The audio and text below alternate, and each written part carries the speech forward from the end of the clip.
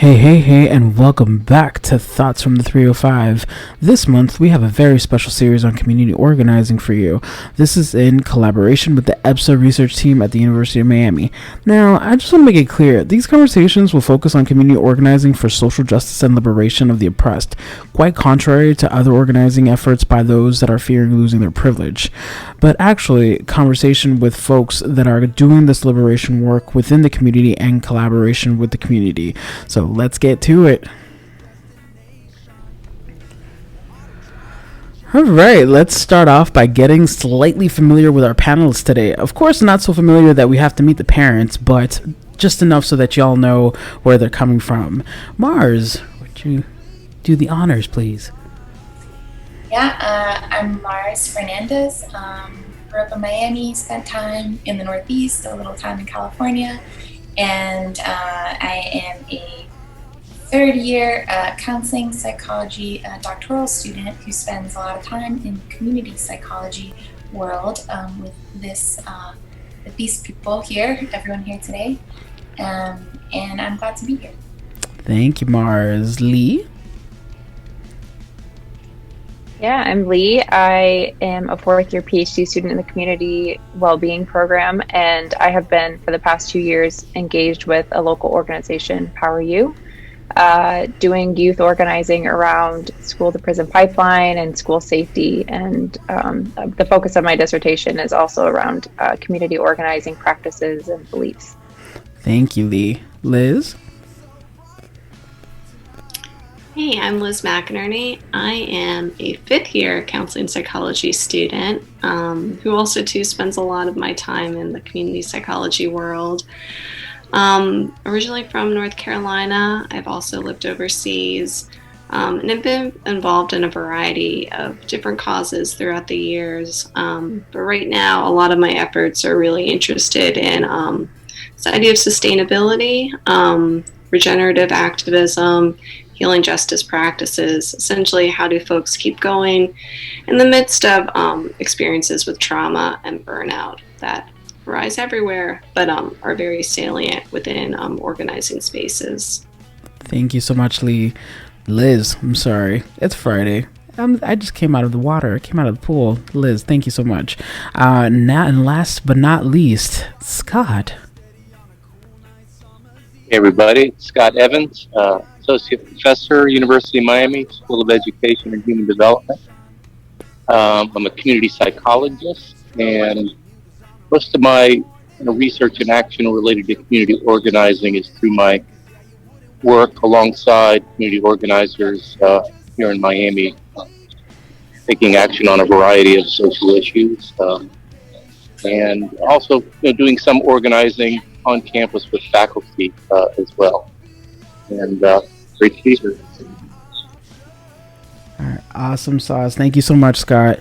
And so let's get to it. I'm sure many folks have seen on the news, through social media, through YouTube, all of the hullabaloo that's happening out in the world, especially around social justice issues, who's right, who's wrong, and the question of what do you just do about it? So can we set that foundation so folks know what is community organizing? And we can do this popcorn style if anybody wants to jump in, but let's have that conversation. What does community organizing look like? Well, two-parter, but yes.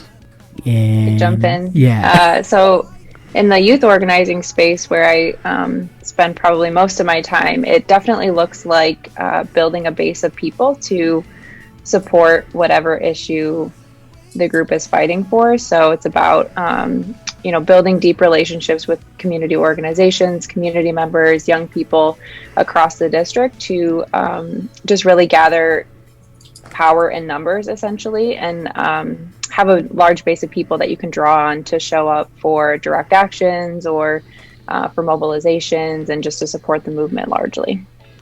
Thank you, Lee. Anybody else wanna jump off? All right. And so when a community was organized, what does that look like? Do you have an example or just a structure, chain of events? What does that look like to folks?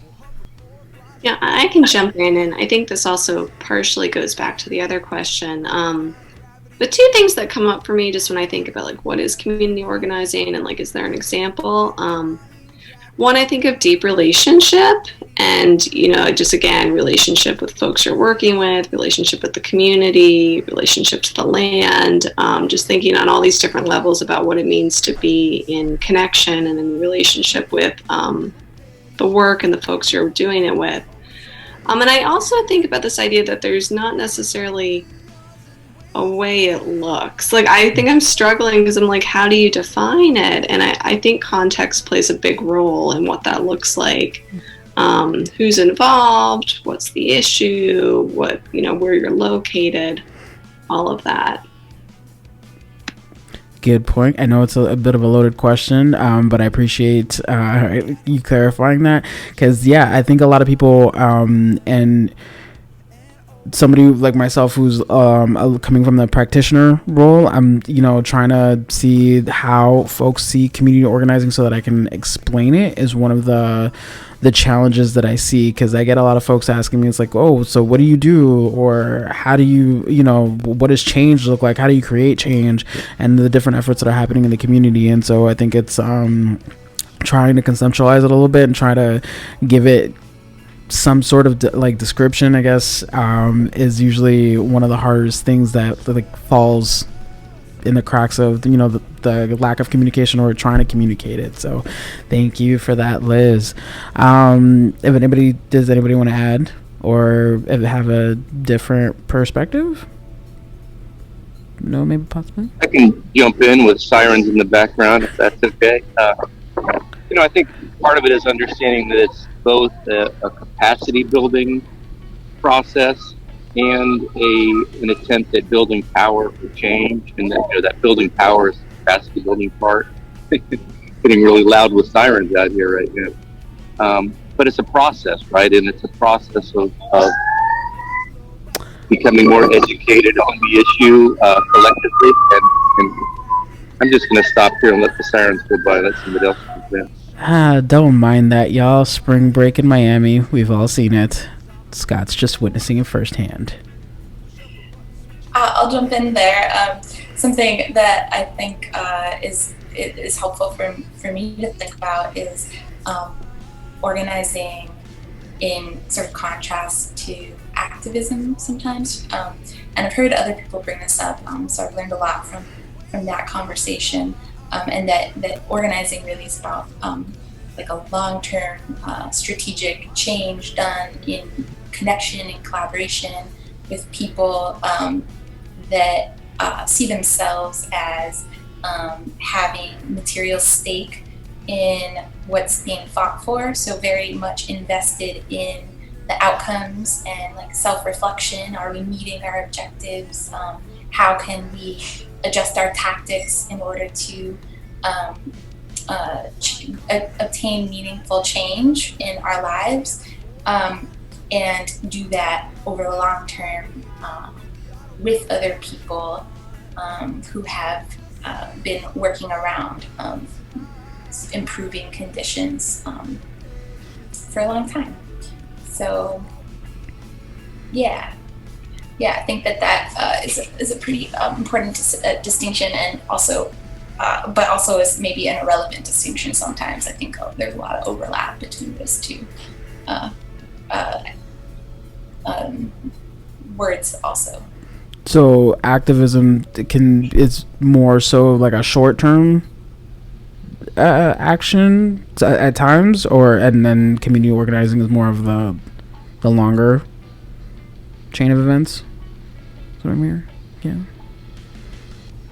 Yeah, I think you can do activism and like sort of just responding because you're a person who cares, who maybe can sense when things are unjust, and so I think I see certain things that I do or people around me do that I'm like, okay, that was really important, a really important act or moment of resistance. Like we needed that. That is invigorating, enlivening, and then organizing, I think, is distinct because it's really constantly looking at like how to connect with others and mobilize a whole lot of people who it's really different than, for example, advocacy, which whenever I hear the word advocacy, I immediately think of the phrase like on behalf of, like I'm advocating on behalf of this group. And it's really, you hear a lot in professional settings. It's like the first step of sort of a professional identity to be like, okay, we care about the world, therefore we advocate on behalf of other people.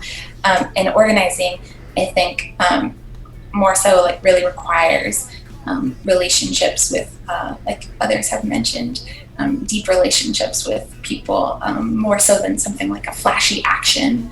But all actions are more like tactfully contextualized, like within like a long-term strategy. Gotcha. Yeah. I appreciate you like mentioning that distinction, Mars, because that's definitely something that's come out of like my dissertation work, is this kind of distinction between the advocacy model or advocacy work versus organizing. And there is a lot of overlap in terms of like political education and developing people and like doing maybe some like mobilizations or direct actions, but an advocacy model is more of that like short term, like there's a specific win that we're trying to achieve and we're just gonna like do a protest or do this thing and like try to achieve that win, whereas organizing is kind of that more long term. And also I think with the advocacy model, sometimes it's a lot of like self-selecting in, so like people will show up to a protest or a direct action because they're really interested in what's happening or supporting this particular event. And so you may have like 100 of people show up to a direct action, but if you aren't building those deep relationships, you won't have those people maybe sustaining their involvement or have connections with them to bring them back to later events. Whereas with organizing, when you're building those deep relationships with folks, you can draw upon them and call upon them for all of the different type of actions you do or meetings or town halls that you hold. So it is kind of like this longer term goal in mind, and then also like that relationship building piece that seems to be really key in terms of keeping people engaged for this long term like progress of trying to make change. Yeah, and if I can just add in one other thing, Go ahead. I think it's really interesting the differentiation between an activist and an organizer and how folks want to identify. And that's something that's also coming up in my dissertation, and some people I've used both. It's a little, I agree with what Mars said, but then I also have talked to folks who very much are doing like organizing, as we're talking about here, but would label themselves as an activist. So I don't have an answer to that. I just find it a little confusing, and I think it's it's helpful to differentiate sometimes, but then not all using the same definition. Mm-hmm. It's then if that makes sense, it just gets confusing sometimes as to what folks mean when they say activist. I think typically everyone who says organizing or defines themselves as an organizer is talking the same language. Okay. But I think there's some different definitions going around what it means to be an activist. That's kind of how I view it. No, that might also help to think about organizing, community organizing as a strategy that activists use, right? I mean, people who are activists engaged in forms of activism might use community organizing as a way to build some collective power to then achieve certain ends. But that's maybe one way to help differentiate the two. But I do think there is some differences between like an activist, a singular activist, engaging in what Lee was talking about, and maybe attending protests or joining actions of some kind. But that's different than the process of community organizing, which is a longer term, relational, collective capacity building process to achieve certain ends, and also to build power that can be used not just on one issue but on multiple issues. Gotcha. And one thing that I definitely would like to explore a little more, developing deeper relationships within the community. Y'all have gone into the community, have done research, have connected with different organizations. What are some of the barriers and some of the things that you've noticed and that make it more difficult to establish these deeper relationships? Because so for somebody who's born and raised in Miami-Dade, I can see that folks are not the nicest down here when it comes to associating or affiliating with people that they don't know or people that are out of their cultural bubble.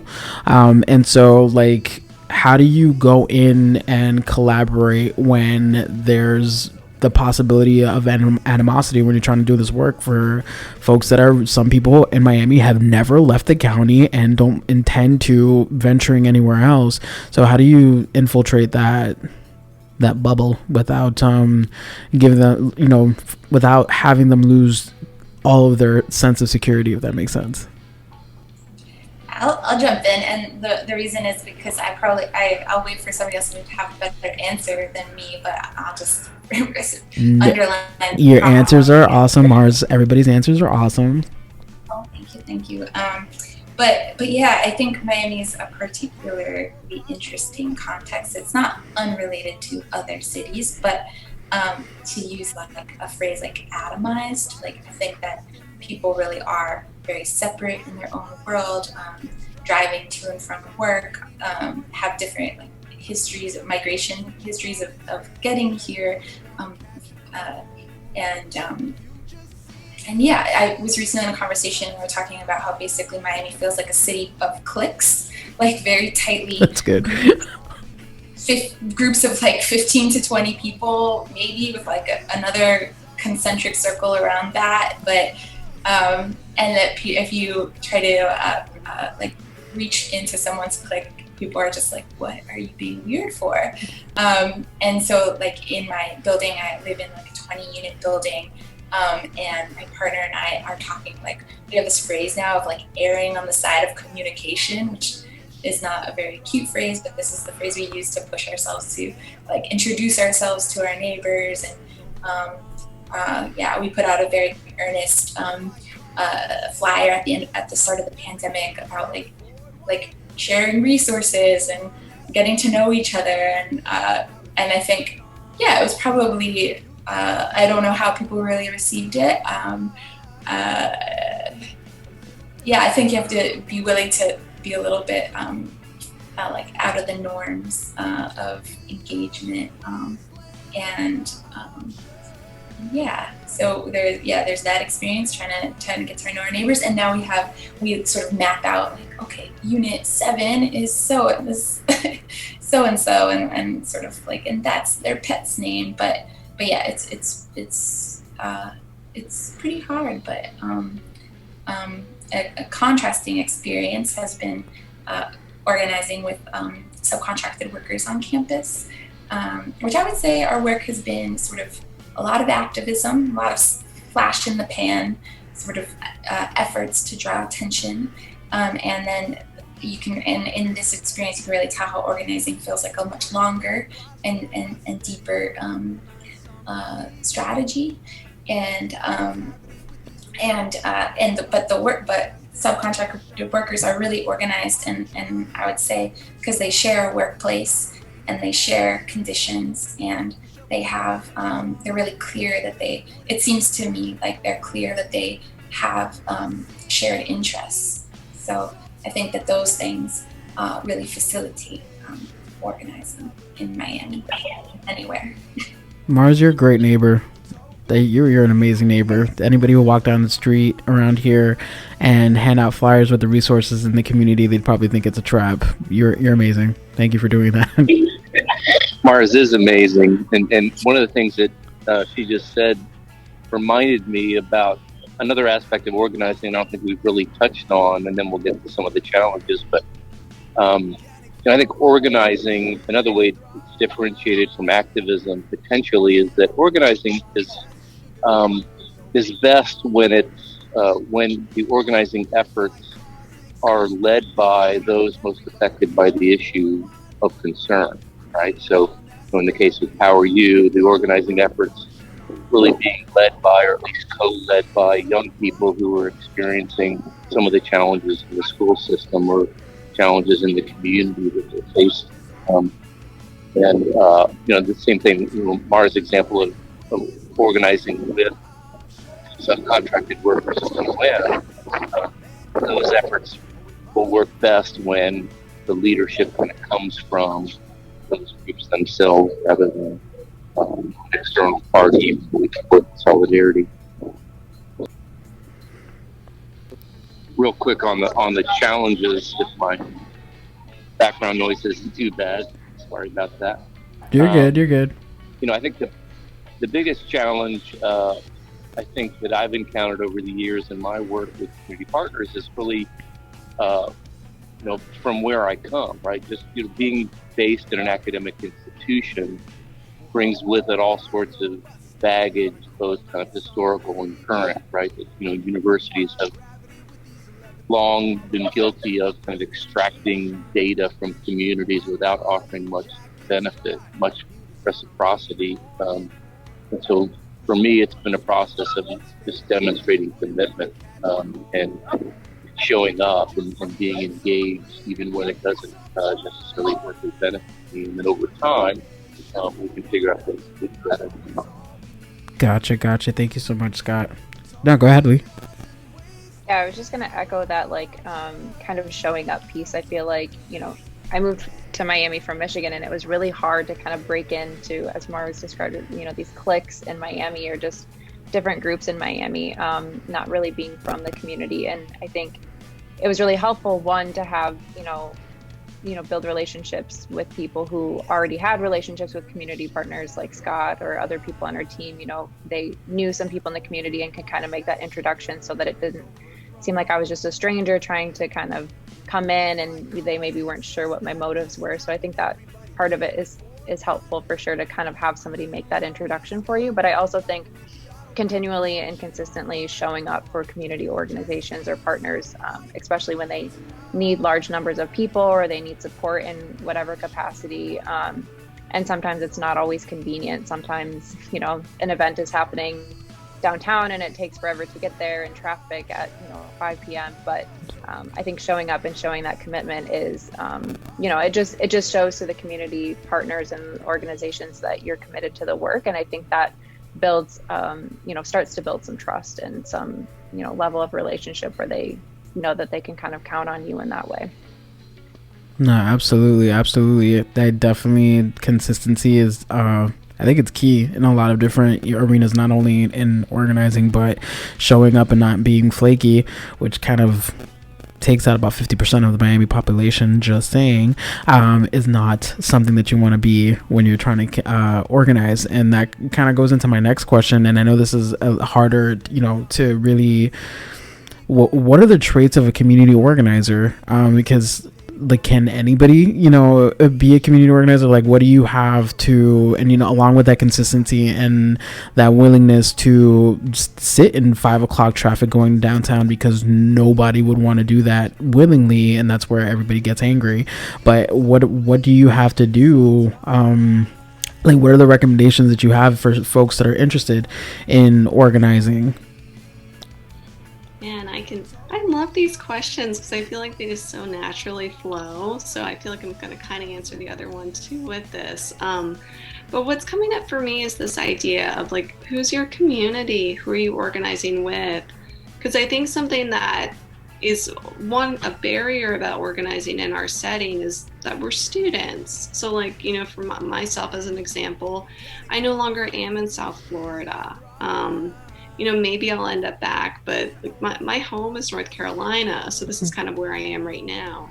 But I know, based on the relationships I have with this team and the organizing that we do together, that the work will still continue and I can still pop in virtually, or, maybe Lee will sit in that 5 o'clock traffic to get down to the protest. But it becomes about again, we show up as individuals, and there definitely are individual characteristics, but it's also about us as a team. And I think that helps because, again, it's this ongoing commitment. It's not just someone's here for 2 or 3 years and then they leave. It's no, then there's another student, and we know the EPSA team, and there are certain qualities on this team that, again, everybody's a little different, but that kind of shine through. And yeah, I'm curious what folks think are the defining characteristics. I guess what's coming up just for me on a whim is I do think there's a sense of, I don't know, passion is just coming up. We'll just stop there. Passion. Who's next? Let me jump in. Yeah, Liz, for me, this team has been and was before me a home within an institution. And I think a lot of people talk about finding their political home wherever they are, and it has become that for me. And I think that sort of speaks to the role of organizations in organizing, how important it is for passionate individuals to to go through some sort of process where to see themselves in, whether they call themselves organizers or activists, but to realize it's not something to go alone, and there's so much that comes out of building an organization, and the capacity that Scott was mentioning earlier, the enduring organization that stays around even when passionate individuals move on. Yeah. True. And it's a marathon. It's not a sprint. If you really want to get into it, and you can't do it alone. So introverts, if you want to start organizing, gather your fellow introverts and talk to each other. But I mean, I do see that it goes with that consistency and showing up on a regular basis, and kind of on that. And this is, something that is coming up, because yes, you need passion. You shouldn't be too attached with money and riches. Let's just be real. But how do you do all of this work continuously for years on end without losing that passion? Is that something that comes naturally? And Liz, you spoke about how your experience is, your dissertation on burnout and building that self capacity to do this work, and y'all are in multi-year PhD students doing this work. How do you continue pushing on? And Scott, I mean, you've been in it since the dawn of time. I'm just kidding, but you've been in it for a while. How do you keep moving forward? Things move slow. How do you is it pushing through? And y'all mentioned the team. How does that continue to work? Yeah, I mean, let me just say that I'm totally in awe of really skilled community organizers. I think it's the unique kind of collection of capabilities and characteristics that go into the perfect blend of being a community organizer. It starts in some ways with a really sharp political analysis, right? Just a structural or systemic political analysis of the issues. But that may be a foundation, but I think it requires so much more kind of relational attributes. Some of the things that Liz was kind of pointing to, passion for sure, but a lot of skills of just listening and patience and trying to bring others forward rather than trying to be like a traditional leader in some ways. It's a really delicate balance, but I think all of those kind of unique characteristics of organizing requires somebody with just such a unique blend of patience and skill and deep political analysis, and just the ability to kind of foreground the resources and capacities of others rather than themselves. And that's just a few things I've mentioned. Other people could probably pitch in some more ideas. Sure, yes. Thank you, Scott. Anybody else? I think too, just to jump in on this idea of the sustainability element, I mean, this is hard work. Like, it's really hard work. So I think too, just what I'm seeing, I think someone I spoke to even said it's like, if you're an activist or an organizer, it's almost like a no-brainer. You'll have an experience with burnout in the U.S. context, given to just kind of the normalization of this experience with burnout and work that we have. Which again, I mean, conversations are happening all over the globe about what this means for activists and or organizers, or again, whatever term you want to use for it. But I do think, just coming back to this, it's important to have an acknowledgement about how hard this is, and then to find what it is that you need to do to nourish yourself and your community. And that's something that's coming up in my work that's really important. Again, it's not just this like kind of self-care or me, like there is a need to connect with the self and do that. But again, there's also this relational element and what that form of social support, social coping can help with. So I wish there was like a magic answer. It's like, do this and you'll be fine and can keep on going. But it's very hard, again, because of the structures that we're up against. It's not an individual fault. It's just kind of, again, what we're all swimming in this water. Right. And I think, when going into this work, understanding, like, if that passion is driving you, this is why many people have careers in this work. It's not, just a job. It's something that you're gonna do for quite some time, and you're gonna hope that there's a retirement at the end.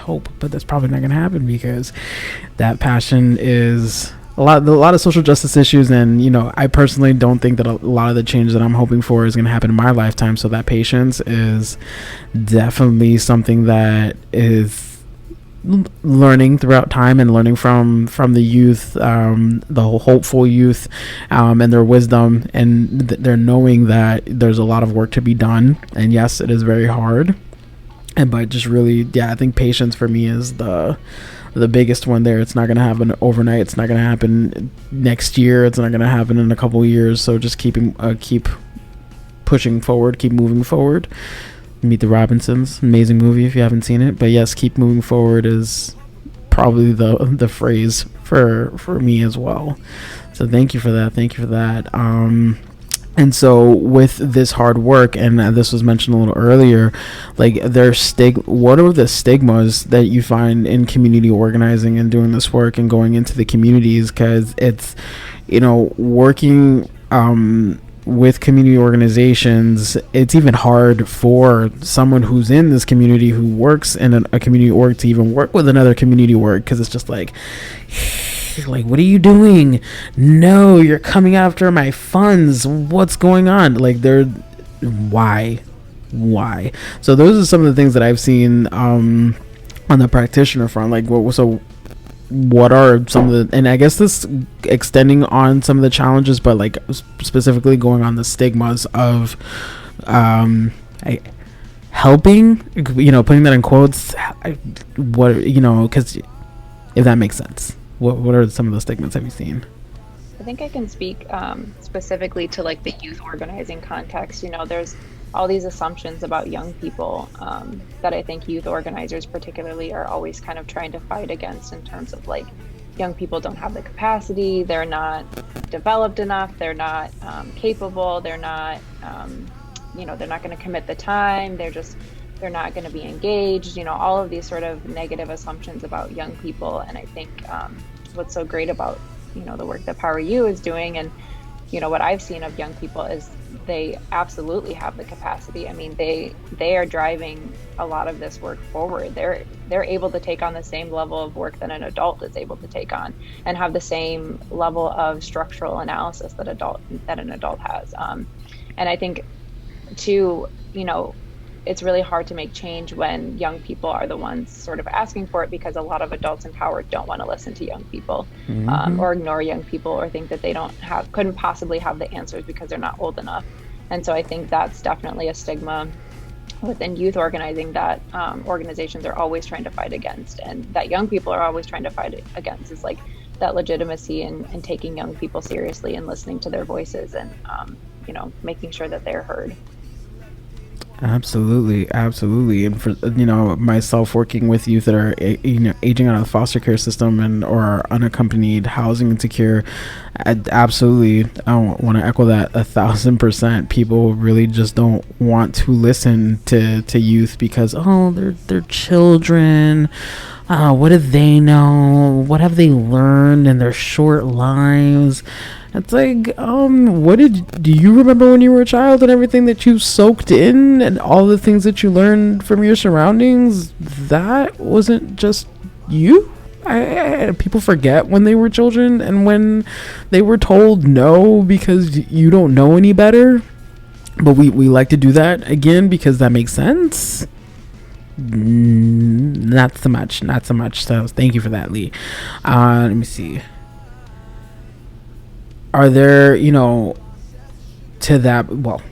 there double, and one thing I'm not sure what I was thinking when I wrote this question, but let's try it out. Are there double standards to the stigma? So like if thinking of the stigma with youth and folks not listening to youth, let me see. Are there like, and I think I touched on that, adults, wanting to silence youth, but they themselves were probably silenced as young people. Are there other potential double standards that exist within the stigmas of organizing? Well, I think there very much is still this culture of martyrdom. This idea that you really have to sacrifice yourself fully to the cause. So, you don't deserve to make money, it's just, you don't deserve anything. Again, not everyone believes this, but like, you really have to give it all. You work a lot. Maybe you're experiencing, maybe some sensations of depression moods, some anxiety, but oh my goodness, this kind of comparative suffering that happens, like it's so much worse for everyone else who you're serving, so you've just got to put this aside for now and keep on going.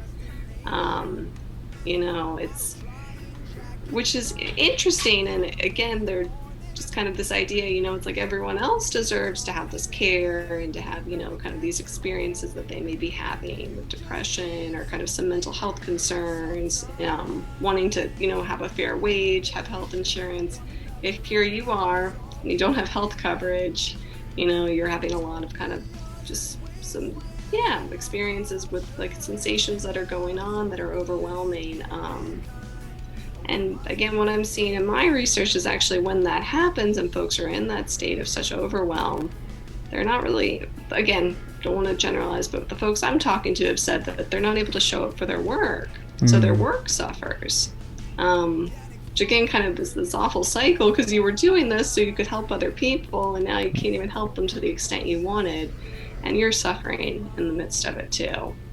Right. Yeah, you can't pour from an empty cup. And that's across all lines of work. I was on a panel for City Year talking about what,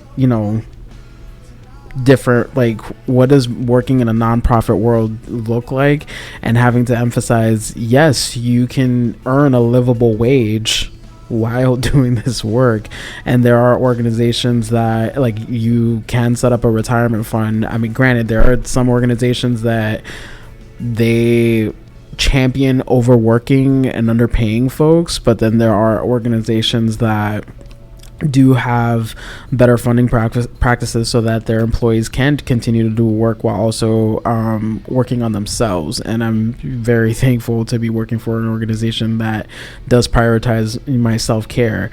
But yeah, I have seen the polar opposites, and there is that stigma though, that, and one young person that told me is like, oh yeah, my parents, they're immigrants too, and they think that going into the nonprofit world, going into the community organizing world is not going to make me any money. And it's like, come back and rewind. Yes and no. There are some, but like any other business, there are some businesses, there's some nonprofits, there's some community organizing, community-based organizations that will milk you dry and not pay you properly, but then there are businesses, nonprofits and community-based organizations that are going to give you a livable wage. You just have to hunt them down. So yeah, I definitely still see that. And I'm not gonna lie, when I first started, I was like, where do I go? But 6 years down the line, I'm like, okay, so this is becoming a little clearer. So yes. Thank you, Liz. Let me see. So we talked about bringing in the youth, developing relationships, but let's talk a little bit more about who needs to be at the table when it comes to community organizing. Who needs to be at the forefront? Who needs to be at the initial conversations? How does... Yeah, so, and for the... Let me see how to say this. Who needs to be at the table so that successful, positive movement forward for community organizing to occur? That makes sense. And Mars, I'm actually going to pull you into this, but what's coming up is just conversation at the last UMESA meeting, and I believe you went to that meeting with the union. Essentially, it was this idea they didn't want the workers to be there, and I guess my thought is the folks who are most directly involved need to be there, but that doesn't always happen, and it's just so interesting to see that. Yeah, I don't know if you have anything else to add to that, Mars, and yeah, just thinking about that. Yeah, Liz, that was definitely sort of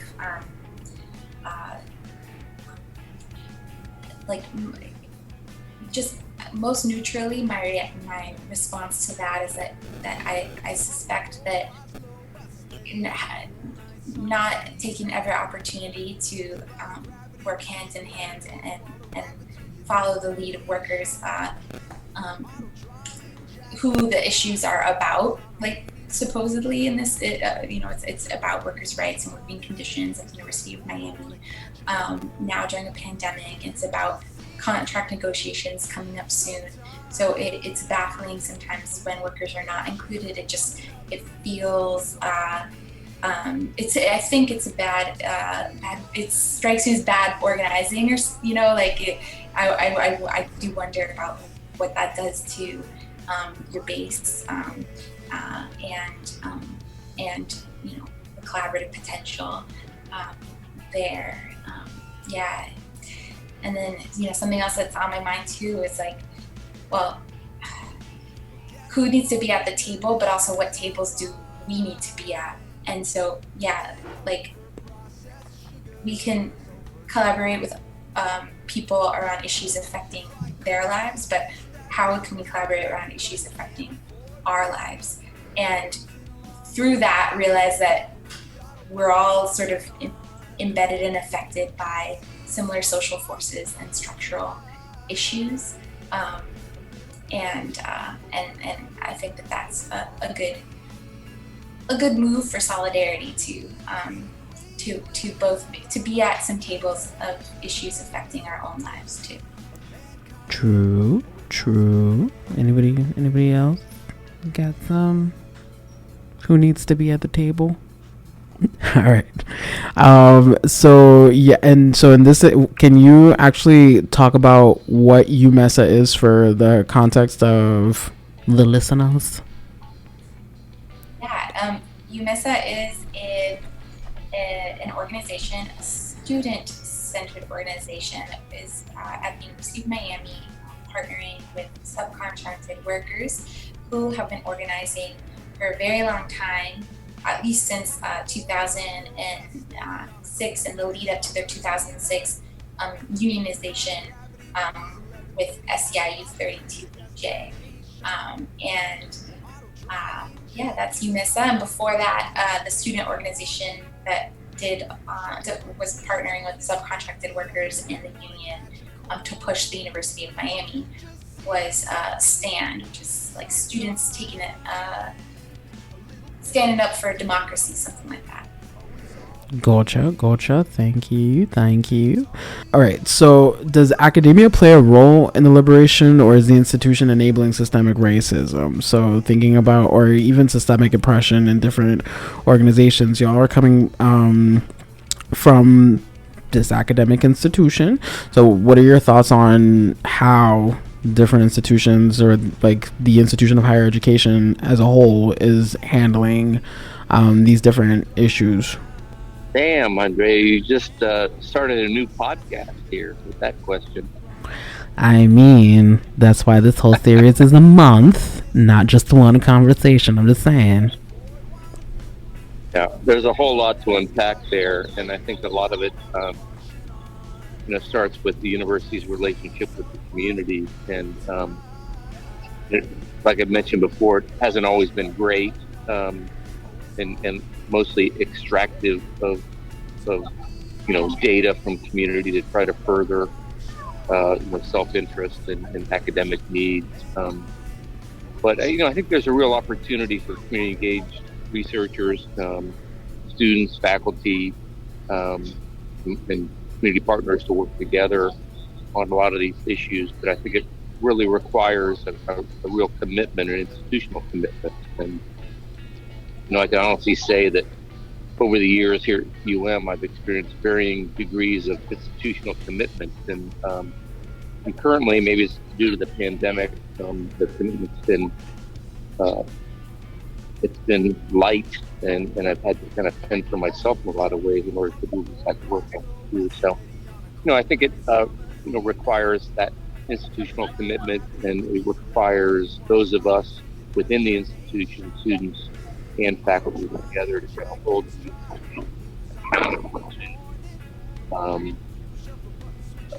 being a contributor to community betterment rather than being part of the problem.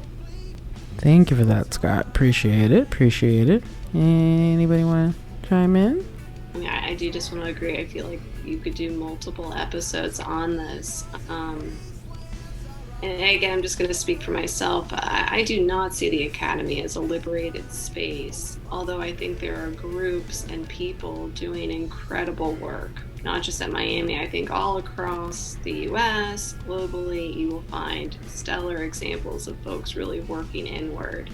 But if we look at it as the systemic force that it is, it's not good.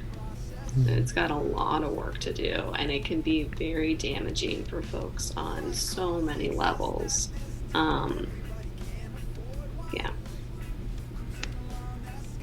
Agree 100%. That's why I have an episode asking whether you should start an OnlyFans to pay for college tuition, but that's a different conversation. Thank y'all. So, and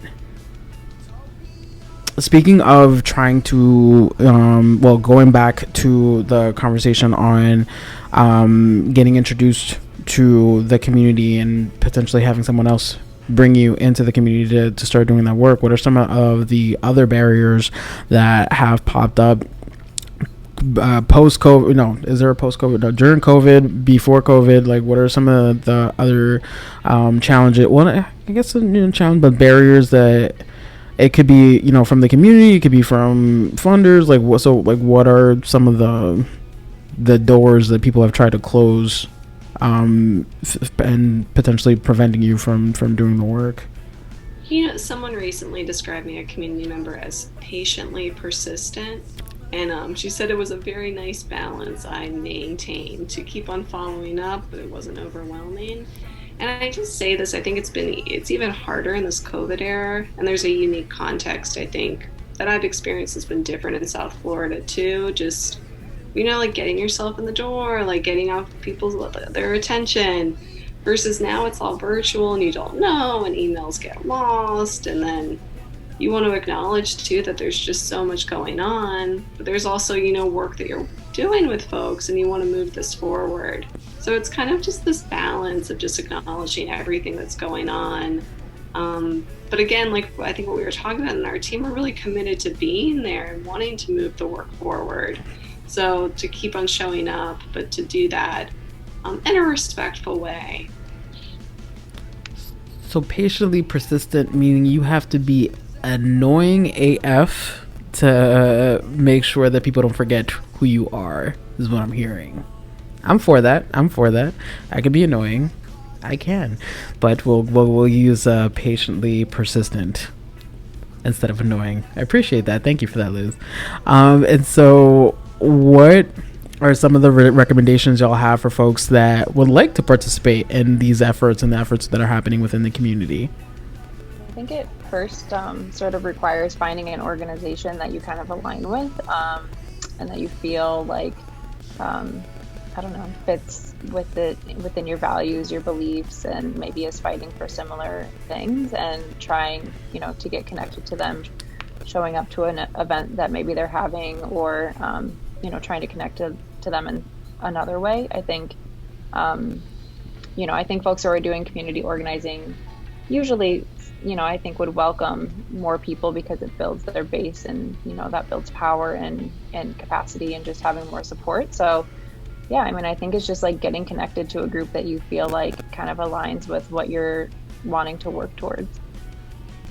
I think a key piece of that too is recognizing that depending on what issue you care about, there's probably already multiple groups working on that issue, and trying to find the groups and organizations that are already active in that space, and figuring out how you can be of value to them, contribute to that work.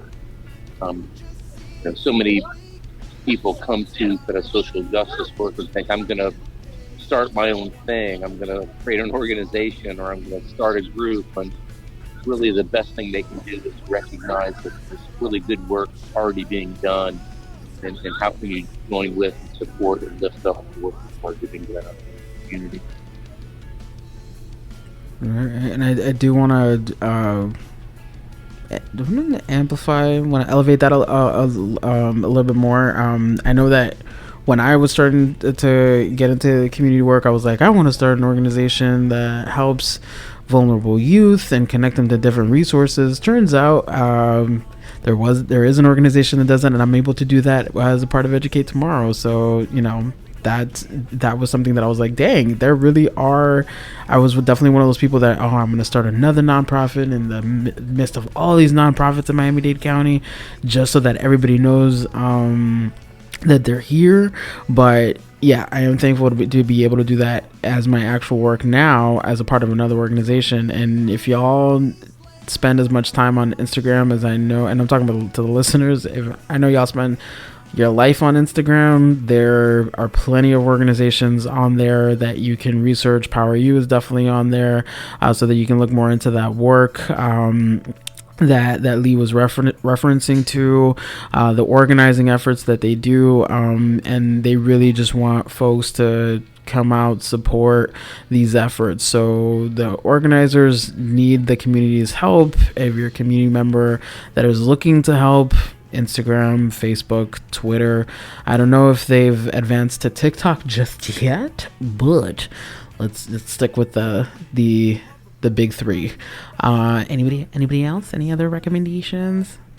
Yeah, and I just appreciate how we talked about this nuance of advocacy. So I guess I would just encourage folks to, if you're interested in a cause, to think too just about where you fit into that, or kind of like, again, and not to say that it's bad to advocate for things, because again, we're also, there's a lot of issues out there, and you also have to be looking to outside of yourself.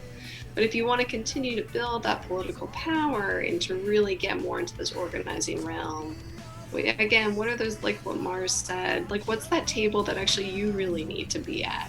Not one where you need to be like, again, you're doing multiple things at once, so it's not like an either or. But I would just encourage folks to expand that a bit, and to think about the issues that are affecting their lives and how that's related to the folks you're advocating for, because there are definitely some commonalities there. Absolutely. Thank you for that. So my final question, have y'all heard of the CS/HB1 combating public disorder legislation that the Florida government is trying to pass? So this this act can potentially make, if you get arrested during a protest, felony, and you can get fined for it. What are your thoughts on that? You said we could cuss on this podcast, right? Sure can. totally fucked. Just to put that out there. My reaction is the same. And it's all just an attempt to, basically stifle democracy. And activism and protest is part of who we are as a country, and our ability to utilize free speech and protest as a way to contribute to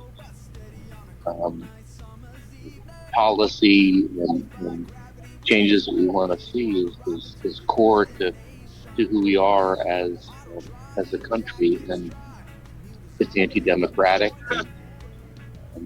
And I intend to get arrested if that policy does in fact get enacted, and I'm hoping others will join with me, including all of these people on this podcast right now. I'm looking at you. Hey, if it has to get there, I think it's very, yeah. I mean, for lack of a better phrase, it really is fucked up. Like, how are you? And this is one of the reddest states in the United States of America. Let's be real. Everybody's always looking. Is Florida gonna turn blue? Probably not in this century. I mean, at minimum, not in the decade. Let's hope for 2030, blue 2030. But it's beyond me. So many, and you've seen the Florida stories. Oh, the Florida man, and then this person doesn't want to wear a mask, and this person is saying that their rights are being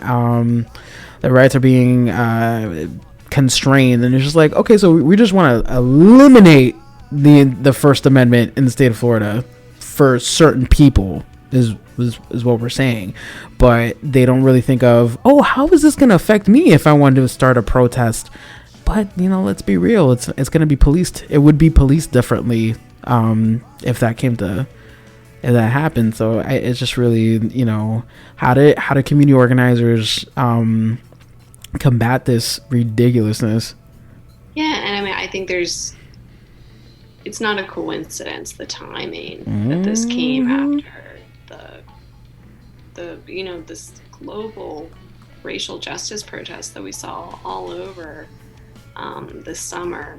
So I see this as a white supremacy kind of showing its face again, which it does time and time again. But I see this as a backlash to what happened, and it's very scary. Like, that's the word that comes up for me. I think everyone should be terrified by this. Mm-hmm. Yeah, I agree with all of you. It's like almost speechless, but I know there is some pushback being organized.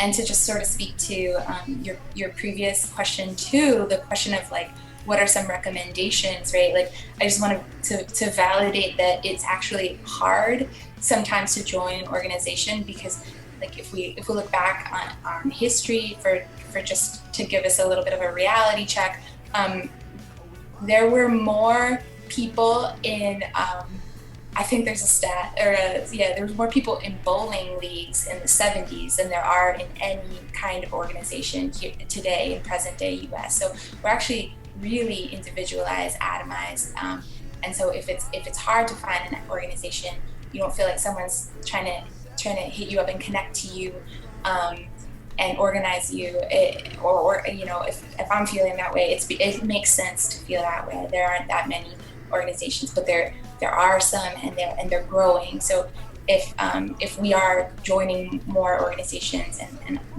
being organized more, it's because we're part of a rising tide, and there is some good organizing happening around HB1, and it's wild that it's happening. There's other legislature like this being put forth in other states, so it just always strikes me at Florida's a really red state, especially at the state level, and the right is so organized for so long, right? Like, they're just all of a sudden there's like 200 something bills being put forth across the U.S. to like voter suppression style bills, because that's what they do.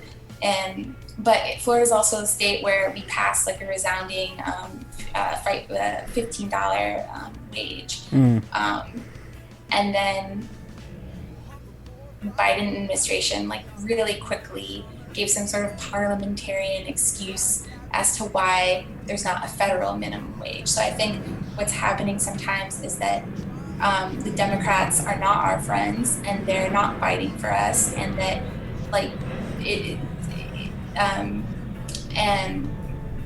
so I think Florida's red in some ways, but people want like there are popular policies, and it doesn't matter if this policy is like not popular at all, but yeah, I'm pretty worried that it would be passing.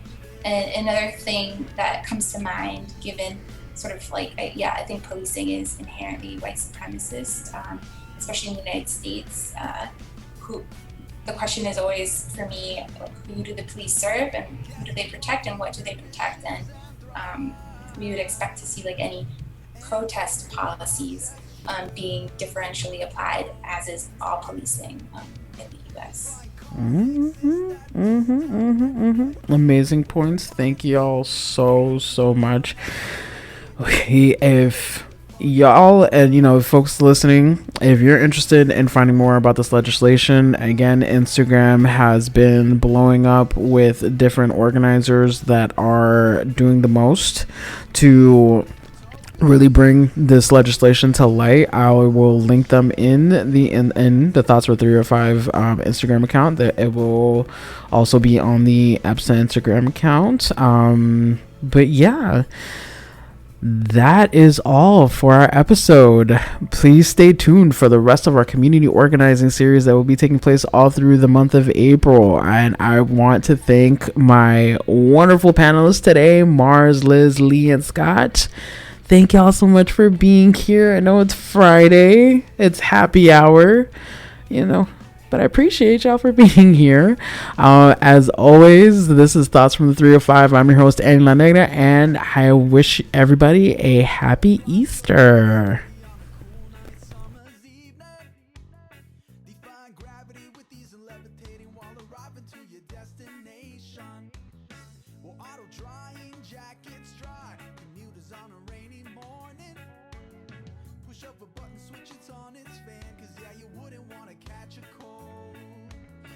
Just seems so bleak sometimes.